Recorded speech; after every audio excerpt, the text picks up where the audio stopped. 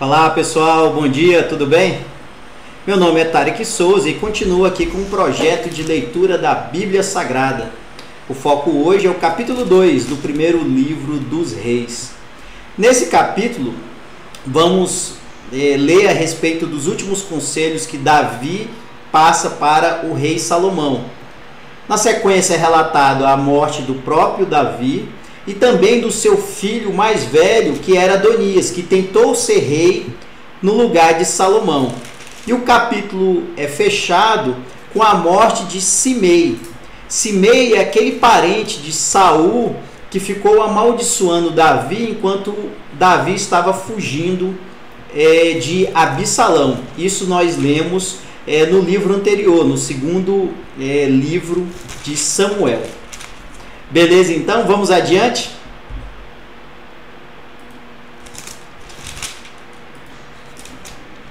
Os últimos conselhos de Davi a Salomão. Quando estava chegando o dia da morte de Davi, ele deu conselhos ao seu filho Salomão. Davi disse: está chegando o dia da minha morte, portanto, seja corajoso e seja homem, e faça aquilo que o Senhor seu Deus manda. Obedeça a todas as suas leis e mandamentos, como estão escritos na lei de Moisés. Assim, você será bem-sucedido aonde quer que for e em tudo que fizer. Se você obedecer ao Senhor Deus, Ele cumprirá a promessa que me fez. Ele me prometeu que os meus descendentes governariam Israel enquanto obedecessem cuidadosamente e fielmente aos seus mandamentos, com todo o seu coração e com toda a sua alma. Além disso, você sabe o que Joabe, cuja mãe é Zeruia, me fez. Ele matou os 2 comandantes do exército de Israel, isto é, Abner, filho de Ner, e Amassa, filho de Jeter. Você sabe como, em tempo de paz, ele os matou para vingar as mortes que eles haviam causado em tempo de guerra. Joabe matou homens inocentes, e agora eu sou responsável pelo que ele fez e estou sofrendo as consequências. Você sabe o que deve fazer. Não deixe que ele tenha morte natural. Mas seja bondoso para os filhos de Barzilai, que é de Gileade, e deixe que eles comam a sua mesa, pois foram bons para mim quando eu estava fugindo do seu irmão Absalão. Davi continuou: e não esqueça Simei, filho de Gera, da cidade de Baurim, no território da tribo de Benjamim. Ele me amaldiçoou duramente no dia em que fui a Maanaim. Porém, quando eu me encontrei com ele perto do rio Jordão, jurei em nome do Senhor que não o mandaria matar. Mas você é um homem sábio e não deve deixar que ele fique sem castigo. Você sabe o que deve fazer para que ele morra. A morte de Davi. Davi morreu e foi sepultado ao lado dos seus antepassados, na cidade de Davi. Ele foi rei de Israel 40 anos. Governou 7 anos em Hebrom e 33 anos em Jerusalém. Salomão ficou no lugar de Davi, o seu pai, como rei, e o seu governo se fortaleceu muito. A morte de Adonias. Então Adonias, filho de Agite, foi visitar Batseba, a mãe de Salomão. Ela perguntou: a sua visita é de amigo? Sim, respondeu ele. E continuou: eu quero lhe dizer uma coisa. Diga, disse ela. E Adonias disse: a senhora sabe que sou eu quem deveria ser o rei e que todos esperavam isso em Israel. Mas as coisas aconteceram de modo diferente. E o meu irmão se tornou rei porque essa era a vontade de Deus, o Senhor. Agora vou lhe fazer só um pedido e peço que a senhora me atenda. O que você quer? Perguntou Batseba.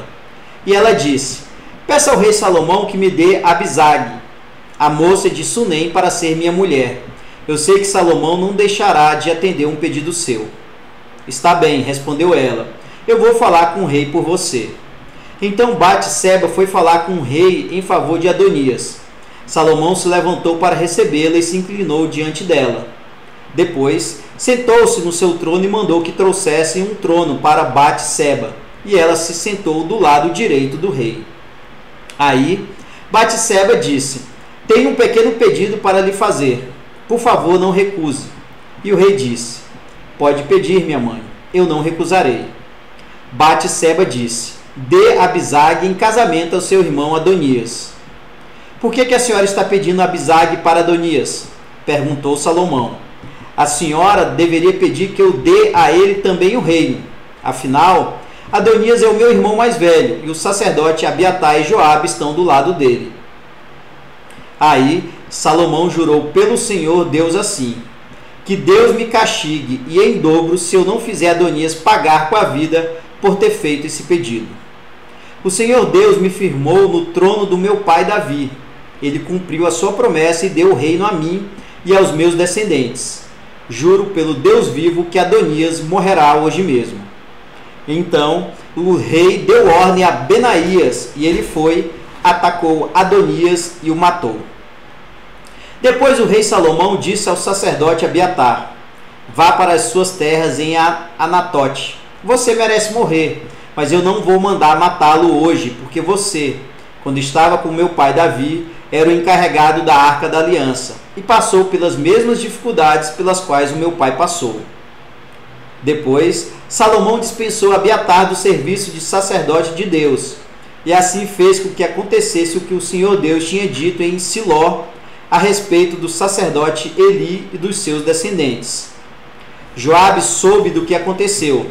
Ele havia passado para o lado de Adonias, porém não havia passado para o lado de Absalão.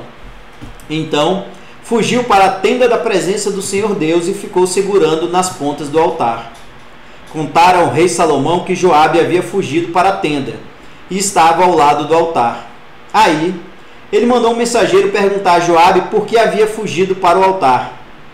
Joabe respondeu que havia fugido para o Senhor Deus porque estava com medo de Salomão.